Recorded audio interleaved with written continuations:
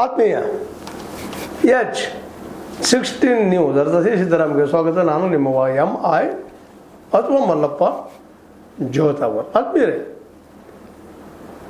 ಯಾರಿಗೆ ಮಂತ್ರಿ ಸಿಕ್ಕಿಲ್ಲ ಅವರು ಚಡಪಡಿಸೋದು ಸಹಜ, ವಿರೋಧಿಸೋದು ಸಹಜ. ಅದಕ್ಕೆಲ್ಲ ನಮಗೆ ಬೇಕು ಅನ್ನೋ ಹಠ ಹಿಡಿದು ಸಹಜ. ಯಾಕಂದರೆ ಇಲ್ಲಿ ಆಯ್ಕೆ ಆದಂಥ ಎಲ್ಲ ಶಾಸಕರು ಒಬ್ಬರ ಬಗ್ಗೆ ಮಾತಾಡ್ತಾ ಇಲ್ಲ. ಇದೆ ಎಲ್ಲರಿಗೂ ಮಿನಿಸ್ಟರ್ಶಿಪ್ ಬೇಕು. ಹೌದು, ಎಲ್ಲರೂ ಖರ್ಚು ಮಾಡಿ ಬಂದಿದ್ದಾರಲ್ಲ.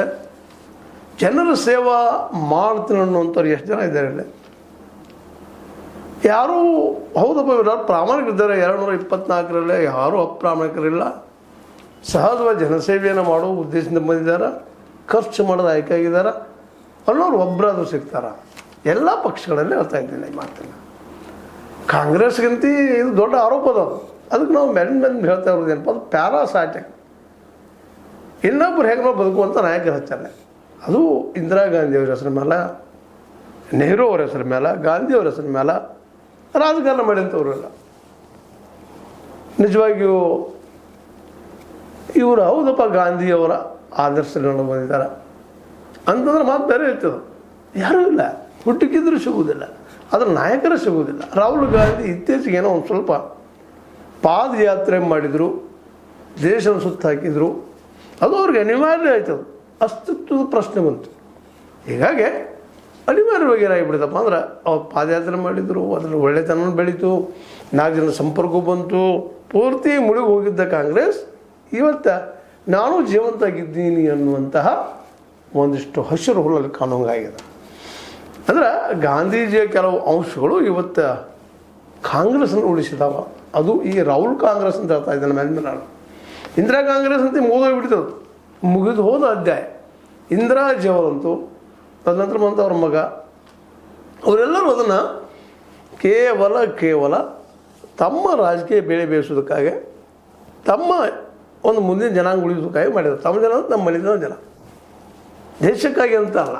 ಅದೇ ರೀತಿಯಾಗಿ ಇಡೀ ದೇಶದ ರಾಜಕಾರಣ ಅದರ ರೂಪನ ಹಿಡಿತೀವಿ ಅನ್ನೋದು ಸಹಿತ ಈಗಾಗಲೇ ಕಣ್ಣಿಗೆ ಕಾಣೋ ಸತ್ಯ. ಇವತ್ತು ತಿಮ್ಮಾಪುರ ಅವರಾಗಿರ್ಬೋದು, ಅದೇ ಕಾಲಕ್ಕೆ ಇಲ್ಲಿಯ ಅಧ್ಯಕ್ಷ ಬಾಗಲಕೋಟೆ SG ನಂಜುಂಡಸ್ವಾಮಿ ಅವರಾಗಿರ್ಬೋದು, ಇನ್ನೂ ಅನೇಕರಾಗಿರ್ಬೋದು, ಅಥವಾ ಈ ನಮ್ಮ ಇವತ್ತೇನೋ ಮಿನಿಸ್ಟರ್ ಮಾಡಿದಾರ ನಮ್ಮ ಕಾಶಪ್ಪನವರಾಗಿರ್ಬೋದು, ಇದರಲ್ಲಿ ಆದಂಥವ್ರು ಇವರೆಲ್ಲರೂ ಏನಪ್ಪ, ಹೌದು ಇಲ್ಲ ನಾವು ಅವ್ರ ಯೋಗ್ಯತೆಯನ್ನು, ಅವ್ರ ಪ್ರಾಮಾಣಿಕತೆಯನ್ನು ಎಷ್ಟಲ್ಲ, ಎಲ್ಲರೂ ಕೇವಲ ಪ್ರಾಮಾಣಿಕತೆಯಪ್ಪ, ಅವರು ಜನಸೇವೆ ಮಾಡುವಂಥ ಯೋಗ್ಯತೆ ಐತೆ ಅವರಲ್ಲೇ. ಬುದ್ಧಿವಂತರು ಅವ್ರು ನಿಜವಾಗಿ, ಅದರಲ್ಲಿ ಎರಡು ಮಾತಿಲ್ಲ. ಅಭ್ಯಾಸಗರು ಅವ್ರು ನಾವು ಒಪ್ಕೊಳ್ಳೋ ಮಾತನ್ನು, ಜನರ ಮನಸ್ಸನ್ನು ತಿಳ್ಕೊಂಡಂಥವ್ರು, ಅದು ಗೊತ್ತಿದ್ದ ವಿಷಯನ. ಹಾಗಂತೇಳಿ ಇವರು ಪ್ರಾಮಾಣಿಕವಾಗಿ ಗಾಂಧೀಜಿ ಅವರ ಕಾಂಗ್ರೆಸ್ಸಿನ ಸಿದ್ಧಾಂತವನ್ನು ಪ್ರತಿಪಾದಿಸಿ ಅದೇ ರೀತಿ ಬದುಕಿದ್ದಾರೆ ಅನ್ನೋ ಸುಳ್ಳು. ಆ ನೆಲೆಯಲ್ಲಿ ಇವತ್ತು ಒಬ್ಬರ ಮೇಲೆ ಒಬ್ಬರು ಆರೋಪ ಮಾಡ್ತಾ ಇದ್ದಾರೆ. ನಮ್ಮ ಅದರಲ್ಲೂ ಎಲ್ಲ ಪೇಮೆಂಟ್ ಗಿರಿಗಳು ಅಂತಲೂ ಕರಿತಾ ಇದ್ದಾರೆ. BY ವಿಜೇಂದ್ರ ಅವರು ರಾಜ್ಯದ ಅಭಿವೃದ್ಧಿ, ಜನಹಿತ, ಅದು ಉತ್ತಮ ಆಡಳಿತ ಇಟ್ಟುಕೊಂಡು ಸಂಪುಟ ವಿಸ್ತರಣೆ ನಡೆದಿಲ್ಲ ಅಂತೇಳಿ ವಿಜೇಂದ್ರ ಅವರು ಹೇಳ್ತಾ ಇದ್ದಾರೆ. ನಿಮ್ಮ ಪಕ್ಷದಾಗಿ ಇದೇ ಉದ್ದೇಶ ಇಟ್ಟುಕೊಂಡು ನೀವು ಸಂಪುಟ ವಿಸ್ತರಣೆ ಮಾಡಿದ್ರೆ ನಿಮ್ಮಲ್ಲಿ ಅದೇ ಇತ್ತು ಪರಿಸ್ಥಿತಿ. ಇವತ್ತು ನೀವು ವಿರೋಧ ಪಕ್ಷದಲ್ಲಿದ್ದು ನಿಮ್ಮಲ್ಲೂ ತಿಕ್ಕಾಟಗಳಿದ್ದಾವೆ, ನಿಮ್ಮಲ್ಲೂ ಹೇಳ್ತ ತಕ್ಷಣ ಒಬ್ಬರ ಕಾಲಿಡುವಂಥ ಕೆಲಸಗಳಿದ್ದಾವೆ. ಅಂದಾಗ ನೀವು ಮಾಡ್ತಾ ಟೀಕೆ ಮಾಡಿ, ಯಾಕಂತಂದ್ರೆ ಅದು ನಿಮ್ಮ ಹಕ್ಕು. ನೀವು ವಿರೋಧ ಪಕ್ಷದಲ್ಲಿದ್ದರೆ ವಿರೋಧ ಪಕ್ಷದ ನಾಯಕರು, ಇವತ್ತು ಅದರಲ್ಲೂ BJP ಅಧ್ಯಕ್ಷರು, ನಿಮ್ಮ ಮಾತಿಗೆ ಬೆಲೆ ಅದ. ಗುಂಪುಗಾರಿಕೆ ಹಾಗೂ ಹೈಕಮಾಂಡ್ ರಾಜಕಾರಣದ ಫಲ ಈ ಮಾತನ್ನು ಮಾಜಿ ಸಚಿವ RV ತಿಮ್ಮಾಪುರ ಸೇರಿದಂತೆ ಹಲವರು ಬಹಿರಂಗಪಡಿಸಿದ್ದಾರೆ ಅಂತೇಳಿ ಅವ್ರ ಮನಕ್ಕೆ ತಮ್ಮ ಬೇಳೆಯನ್ನು ಬೇಯಿಸ್ಕೊಳ್ಳುವಂಥ ಕೆಲಸವನ್ನು ವಿಜೇಂದ್ರ ಅವರು ಮಾಡ್ತಾ ಇದ್ದಾರೆ. ಅದೇ ಕಾಲಕ್ಕೆ ಇನ್ನುಳಿದ ನಾಯಕರು ಸಹಿತ ಆಗಿರ್ಬೋದು, ನಮ್ಮ ಅದರಲ್ಲೂ N ರವಿಕುಮಾರ್ ಅವರಾಗಿರ್ಬೋದು, ವಿರೋಧ ಪಕ್ಷ ನಾಯಕರು. ಇನ್ನು RV ತಿಮ್ಮಾಪುರ ಅವ್ರನ್ನ ಹಾಗೆ ಹೇಳಿಲ್ಲ, ಹೀಗೆ ಹೇಳಿಲ್ಲ, ಸುಳ್ಳು, ಅದು ಇದು ಹೇಳ್ತಾರೆ. ಇವತ್ತು ಅದು ಆಡಿಯೋ ಅದರಲ್ಲಿ ಬಂದಂಥ ಧ್ವನಿಗಳು ಯಾರು, ಏನು, ಎಂತು, ಅದು ಬೇರೆ ವಿಷಯ.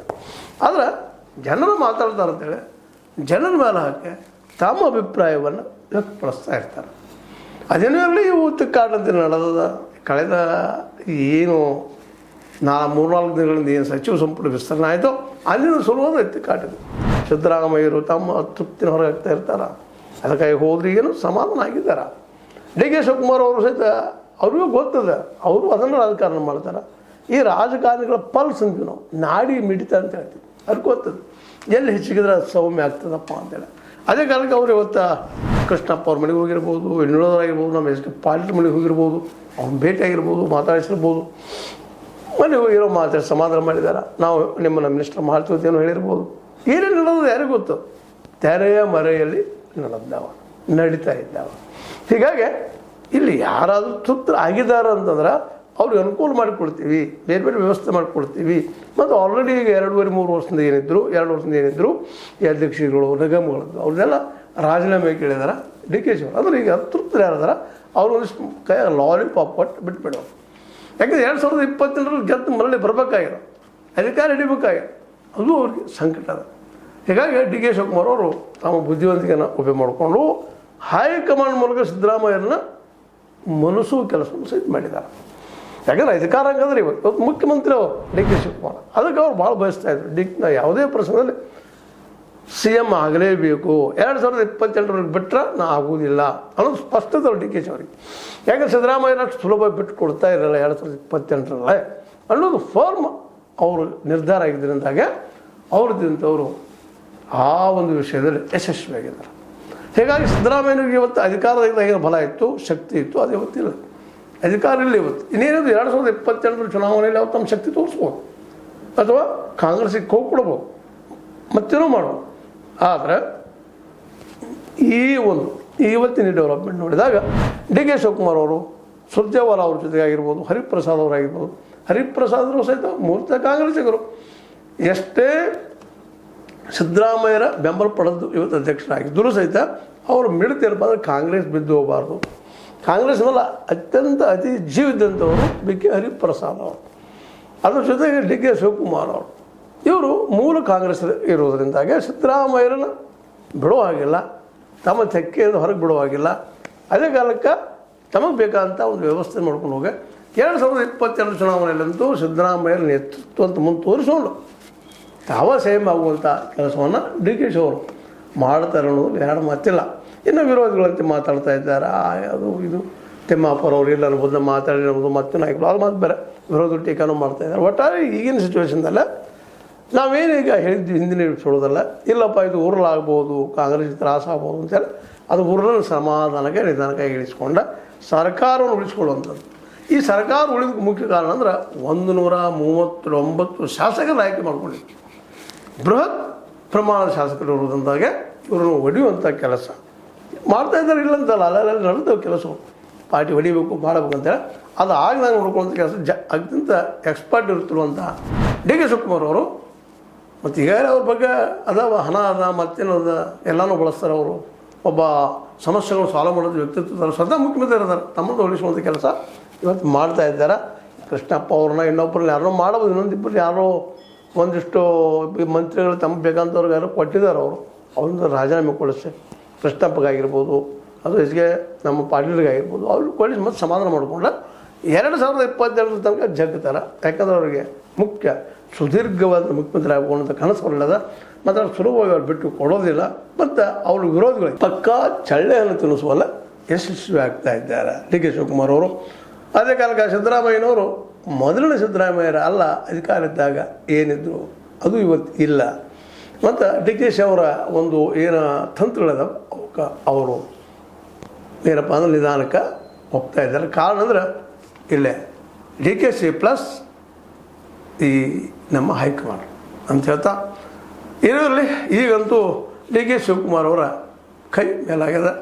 ಸಿದ್ದು ಅವರು ವ್ಯವಸ್ಥೆಗೆ ಅನಿವಾರ್ಯವಾಗಿ ಬದ್ಧ ಹೋಗುವಂಥ ಅನಿವಾರ್ಯತೆ ಮೂಡ್ತಾ ಇದೆ.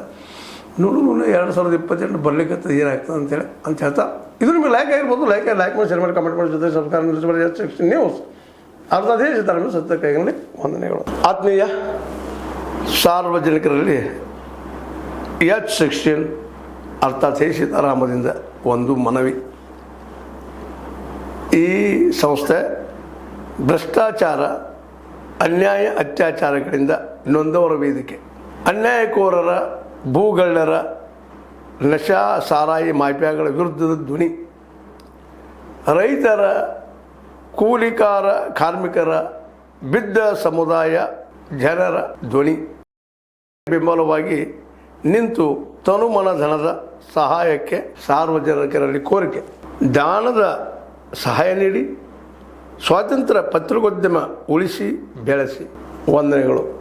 ತಮ್ಮನ್ನೇ ನಂಬಿರುವ ಮಲ್ಲಪ್ಪ ಈ ಜೋತಾವರ್ ಈ ಕೆಳಗಿನ QR ಸ್ಕ್ಯಾನ್ ಮಾಡಿ ಅಥವಾ ಈ ನಂಬರ್ ಅಂದರೆ 7411402405ಗೆ ಇಲ್ಲ 9686864852ಗೆ ನೀವು ಫೋನ್ಪೇ ಮಾಡಿ, ಪೇಟಿಎಮ್ ಮಾಡಿ ಅಥವಾ ಇನ್ನಾವುದೇ ಮಾಧ್ಯಮದಿಂದ ಗೂಗಲ್ ಮೂಲಕ ಸಹಾಯ ಮಾಡಿ ಈ ಪ್ರಾಮಾಣಿಕ ಪತ್ರಿಕೋದ್ಯಮವನ್ನು ಉಳಿಸಿ ಅಂತ ಮತ್ತೊಮ್ಮೆ ಮನವಿ. ವಂದನೆಗಳು.